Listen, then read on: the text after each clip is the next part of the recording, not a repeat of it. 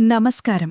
ఈరోజు నేను మీతో మాట్లాడబోయే విషయం మీ పెదవులపైకే రాని కాని మీ గుండెలోతుల్లో ఎప్పుడూ మెదిలే ఒక అలుపెరగని ప్రశ్న గురించి. కొంచెంసేపు మనసును ప్రశాంతంగా ఉంచుకుని మిమ్మల్ని మీరు ప్రశ్నించుకోండి. మీరు భక్తితో ఉన్నారు, అందులో సందేహం లేదు.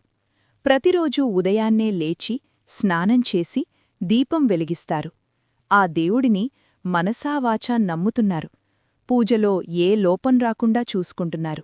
తీర్థయాత్రలు చేస్తున్నారు. ఉపవాసాలుంటున్నారు. కాని జీవితం మాత్రం ఎందుకలాగే ఉండిపోయింది? సమస్యలు పాతవి పోకముందే కొత్తవి వస్తున్నాయి. ఎన్ని పూజలు చేసినా అప్పులు తీరడం లేదు.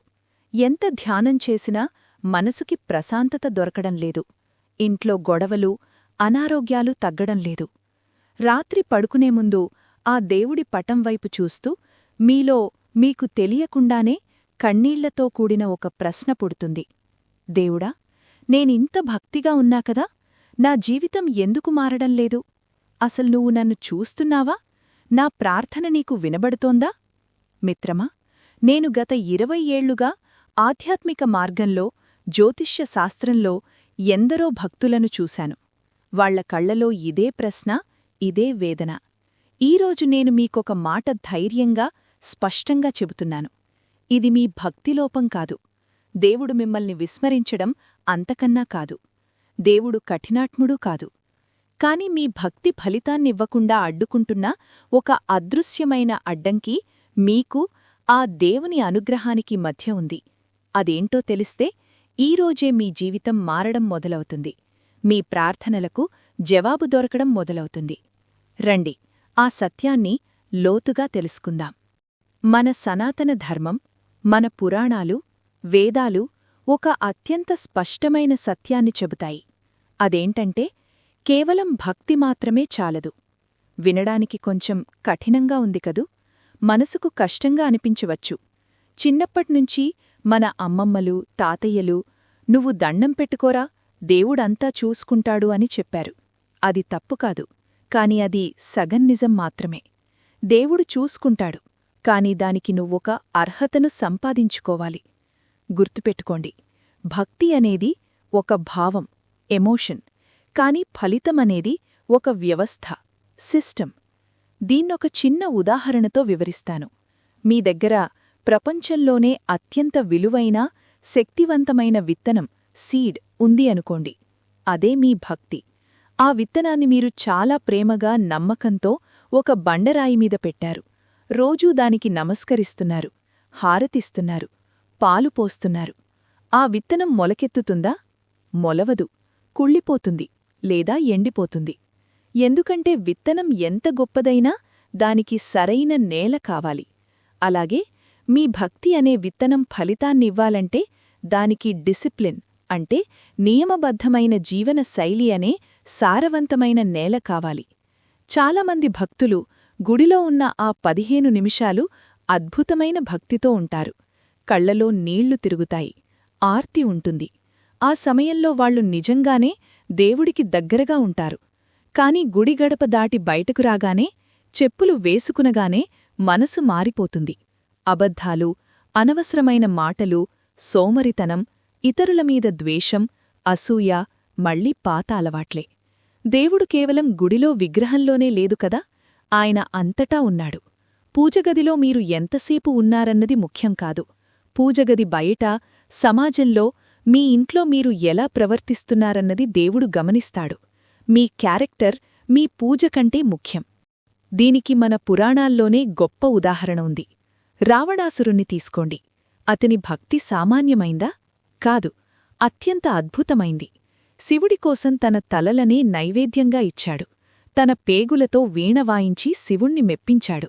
ఇప్పటికీ మనం చదువుకునే శివతాండవ స్తోత్రాన్ని రచించింది ఆయనే. అతని భక్తికి మెచ్చి సాక్షాత్తూ శివుడే దిగివచ్చాడు, వరాలిచ్చాడు. కాని రావణుడికి జీవితంలో శాంతి దొరికిందా? లేదు. చివరికి ఏమైంది? సర్వనాశనమయ్యాడు. కులమంతా నాశనమైంది. ఎందుకు? అతని దగ్గర అపారమైన భక్తి ఉంది, కాని ఇసుమంతైనా నియమం లేదు. కోరికలమీద అదుపు లేదు. పరస్త్రీ వ్యామోహం, అహంకారం, ఇంద్రియ నిగ్రహం లేకపోవడం. భక్తి అతనికి శక్తినిచ్చింది, కాని డిసిప్లిన్ లేకపోవడం వల్ల ఆ శక్తి అతన్నే దహించివేసింది. కరెంటు తీగ సరిగ్గా లేకపోతే షాక్ కొట్టినట్టు అర్హత లేనివాడికి వచ్చిన శక్తి వాడినే నాశనం చేస్తుంది. మరోవైపు శ్రీరాముడు. రాముణ్ణి మనం దేవుడిగా ఎందుకు కొలుస్తాం? ఆయన రావణుడిలా మాయలు చెయ్యలేదు. 10 తలలు లేవు. ఆయన విగ్రహవాన్ ధర్మహు, ధర్మానికి నిలువెత్తు రూపం. మాట తప్పకపోవడం, ఏకపత్నివ్రతం, పితృవాక్య పరిపాలన, శత్రువు పట్ల కూడా గౌరవం. ఇవన్నీ డిసిప్లిన్, నియమాలు. పురాణాలు ఏం చెబుతున్నాయి? భక్తి మీకు శక్తినిస్తుంది, డిసిప్లిన్ ఆ శక్తిని పనిచేసేలా చేస్తుంది. కరెంటు ఎంత ఉన్నా వైరు సరిగ్గా లేకపోతే బల్బు వెలగదు. మీ భక్తి కరెంటైతే మీ దినచర్య, మీ ప్రవర్తన ఆ వైరులాంటివి. వైరు తెగిపోయి ఉంటే పవర్ ఎంత ఉన్నా లాభంలేదు. ఇప్పుడు మీ మనసులో ఒక ప్రశ్న రావచ్చు. గురూగారు, నేను రావణుడిలా రాక్షసుణ్ణి కాదు కదా, నేను చెడ్డపనులు చేయడం లేదు కదా, మరి నాకెందుకీ కష్టాలు? మిత్రమా, గమనించండి. పాపం చేయడమంటే కేవలం ఒకరిని చంపడమో, దొంగతనం చేయడమో మాత్రమే కాదు. ఆధ్యాత్మికంలో అశ్రద్ధ అనేది కూడా ఒక పెద్ద పాపమే. డిసిప్లిన్ లేకపోతే మీ జీవితంలో ఏం జరుగుతుందో తెలుసా? దైవానుగ్రహం ఎలా లీకైపోతుందో తెలుసా? కాలం వృధా. దేవుడు మనిషికిచ్చిన అత్యంత విలువైన వరం సమయం.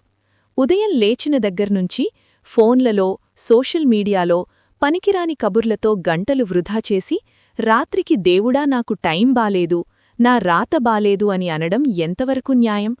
సమయాన్ని గౌరవించనివాణ్ణి దేవుడు కూడా గౌరవించడు. వాక్ శుద్ధి లేకపోవడం, ఇదే చాలా ముఖ్యమైంది. మీరు నోటితో దేవుడి నామం జపిస్తూ, స్తోత్రాలు చదువుతూ, అదే నోటితో పక్కవారిని నిందిస్తే, అబద్ధాలాడితే, చాడీలు చెబితే ఆ జపానికి శక్తి ఉండదు. చిల్లులు పడ్డ కుండలో నీళ్లు నిలబడవు. ఆహార నియమం. సాత్వికమైన మనసు కావాలంటే సాత్వికమైన ఆహారం కావాలి.